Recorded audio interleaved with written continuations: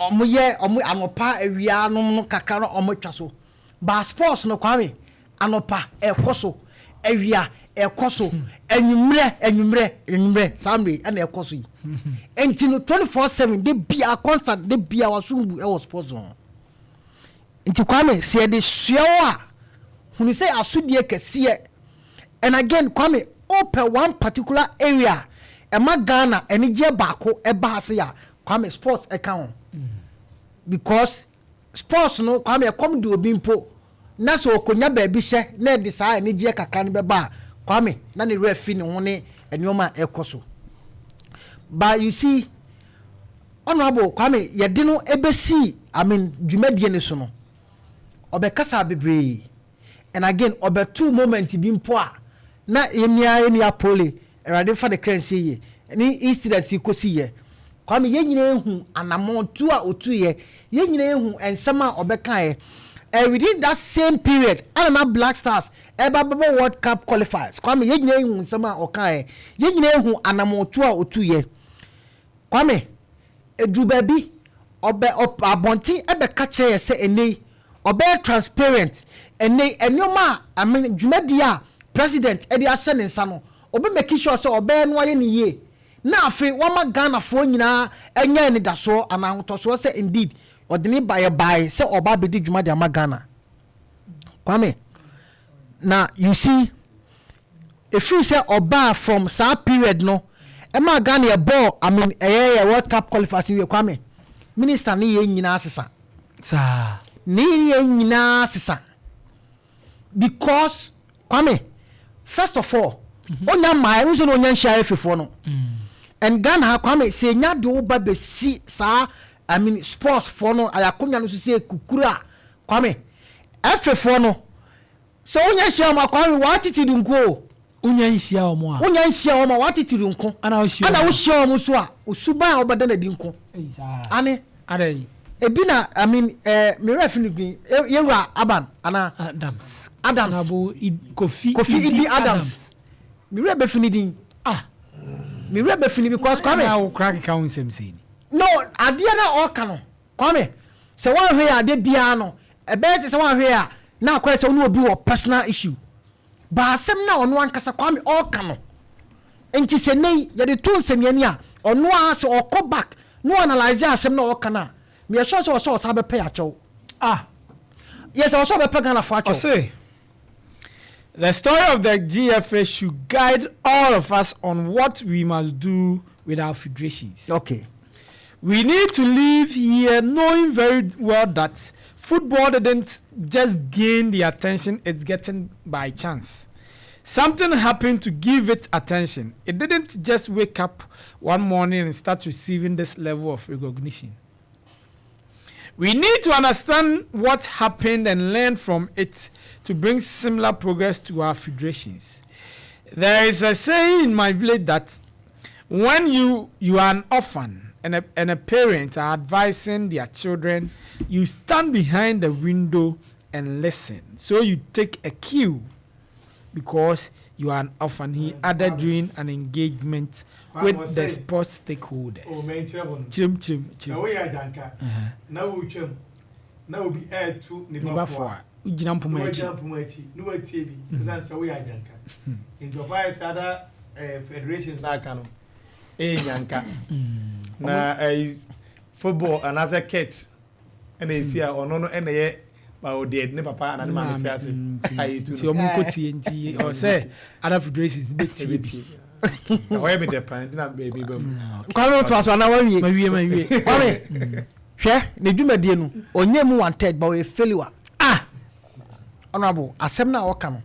ne dwumadie no onu ba bia ba wa faili puto. Sesi ya exam say ya chi o tro exam sesi wa faili kra.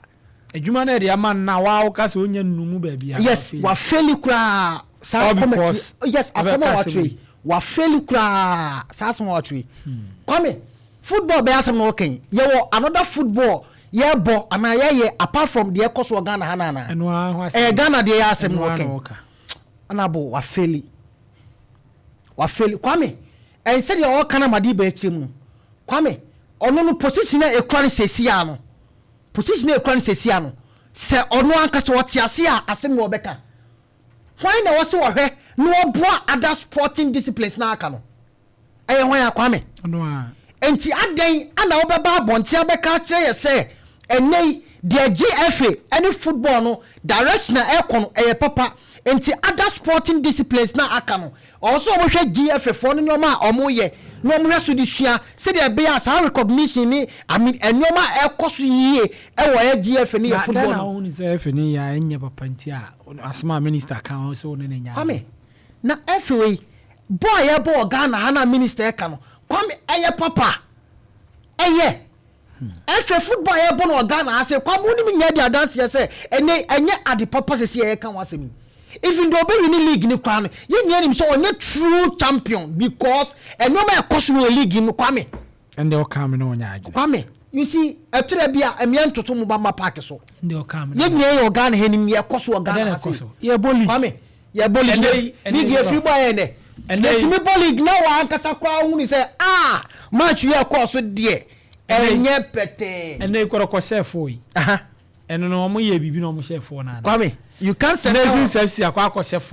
omo ye bibi no omo chef na kwame eno ha to focus has akwa se 1-0 omo ye bibi no omo chef ya ejen ne game ni ebo kwame ene me no kase kwame 4-1 na kwame jai they are relegated jai na wonu mi ya dia dance say gigi etore bia cha division wonu mi ya adwen division 1 fo ya by force me ko ya adwen na so wo ya we kata position na wo sesi ya no una ni de me nya we una we kwame ye league e bon Ghana ha from division first division to omo premier kwame premier ye hihye every year ni omo ba league eye papa ya friend Alhaji Grusa etime ko kase wa wo se on ma referees ka wa won tua sika e ma referee peja wonsa anase kacha msa meboa anoma ba sei amore ma amiante ho o be kacha mse ya de papa ho league kwa me yebo sponsorship bi anim now TV right bi ani honum ye nya sika en fa ma teams we mobra o kacha msa de we ya de papa league yebo kwa me hooliganism ye kum nipa ye bu amanfo ye bu referees supporters ko obeka chem say we aya de papa enti ade papa na eye papa ye fan Adams e kan wasemi we na other disciplines omon ko hensua si ye bu amanfo ye chese amanfo from stadium ye de kan ewo obi e comedy referees e comedy teams e comedy players we ya de papa na o ka say other disciplines omon ko kwame enti we failure say o di we edi ade no be ka asem we tie se de GF fo ne ye no e ya de papa enti other sporting disciplines no enko he de GF fo ne ye de then I'm sorry Mr. Adams un deserve say o say nei wo sa position wona wo no moreover position na wo kan wasem no anase disciplines na kan wasem no wo na ye do obesi sa adwuma de kwame e ye wo duty say ne wo so behwe say sa sports na aka no obehwe say ne obetoto nyoma no omo susu no nyoma omo ye no apagya akonkan endiro o expect say hwamo ana enko Kenya omo ho e other sporting disciplines on man say no ano ya na kwame ofisi edini si so kire me ade ba ko a wa ya kwame obeka say ade we sports minister na ya ade we mama de ba ko o gusu tutu ne ma eni ma be start engagement be stakeholders kasa ana obe o kasa interviews ana o granti kwame edi ade no aye engagement be enyo no na oba ka che se ye be ma I mean Ghana for ehu esika Black Stars ye be bo matcha ye di be ko budget ye di be ko ye be ma transparent answer their committees enyo mo a ono anso ba be ka se Black Stars said the tie no ntimi fa players name fa you the budget ni that you see come sa sem we odi kan no nyan hia GF for sa sem we be kan wa hia wo mo ka sa sem na mentiase meka ne ne kwame meka na kan wo kira se me se unhia wo ma osubanko unhia wo mo a osubanko eno na daddy e wo eye Mr. Adams kasem no ada unhia wo mo e be dey kwame GF for no so you smart o mo you smart and you see enyo no kwa na be GF sorry sports minister e o man mu asay kwame ye hu omo ba ensem bebia omo ba ombeka and again ye nya nim say politics no kwame ye wo kwa ye fa so ye politics no and e normal but again enoma ni e free say omo koso a enye no kwame eno aso na oba obeto aso oye enti se Ghana any e friend say about World Cup qualifiers teams start the mono na se eno omo bebo na se ne o se ka che say odi budget e betuja na se be distract Ghana players dia kwame o person o ka dire che meanwhile you are the same person na oba be ka che say ne e o say transparency adwuma e wo man wa say scab guys the begin e o say adwuma be ni ukroya wa sa start e ten ho e ko around e say be kan sem we kire kwame honorable every free ankram on be ye bi o even the oko ya ankasa no kwame Yusuf Mustafa obeye bi kwame omu nyina na nya papa bi papa ya fra no Rashid Pelepu omu nyina kwame yes omu nyina ma be sports minister kwame kiasi na dan so omu nyina every ankra omu nyina lamte vanda kwame entibu sa ho se ye de dwumadie se e hye won sa previous administration kwame mo no mo ho no e de no mo ye ya ankoye entia no eni ababia bedru babia adui but now when your glorious opportunity abedru moment bi akwame enenu say babia ye sports nya du no kwame ewu ekofom enti no edi na obeye edi apagya ana aye bibi edi support ye sports no but kwame oba out now be center on one sporting discipline aye football say other sporting disciplines and shade the football for ne kwame meanwhile football for no so no this is the worst moment Ghana yenya ye witness the football mo say in terms of Black Stars any local league no Ghana Premier League kwame the worst moment ye wo mu any adui and this all be catch say other sporting disciplines and ko wo mu so mo a na wo hwe say corruption enkoso kwame kakrabi because referees dey near me say yentia omo ka omo mu ase but omo gusu di referees omo survive now omo tell some here magicians omo nya magicians omo ye adwuma omo ye referees no kwame dey from David omo ye adwuma be referees na be police dey come jai ka lenti onye teacher ni kwame o se bomb from mem tell say David come from mem and the channel watch kwame intro so tell me say yes me chere o chere de ejade na o che honum no sa sika na e de hwe na ode so ode we ba no ya ba me magicians no come kakra na me so kakra bi enti se nei se referee enti o mo ka clubs na o mo Ghana ha se no kwame o mo nya sika fan run clubs no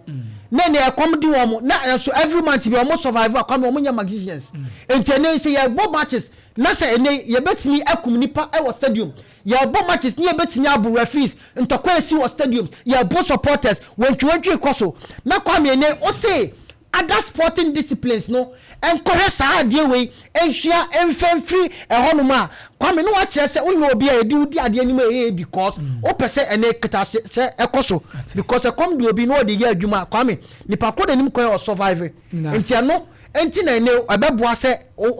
anase no ana ama no kasa asem ni se ene other sporting disciplines encourage the Ghana Football Association for no no we sunsun enti se ne secretary se koso kwame eso entwa da me de ne be kan because no ana ahye se other sports for no mo encourage the omo ye no adwuma a waba na wo ye no onye mu 1/3 crowd o ye failure yes mate in fact policy be crown no de aba policy ba ku pese ebi mai what started to mu baba park so kan se mu we kire me da se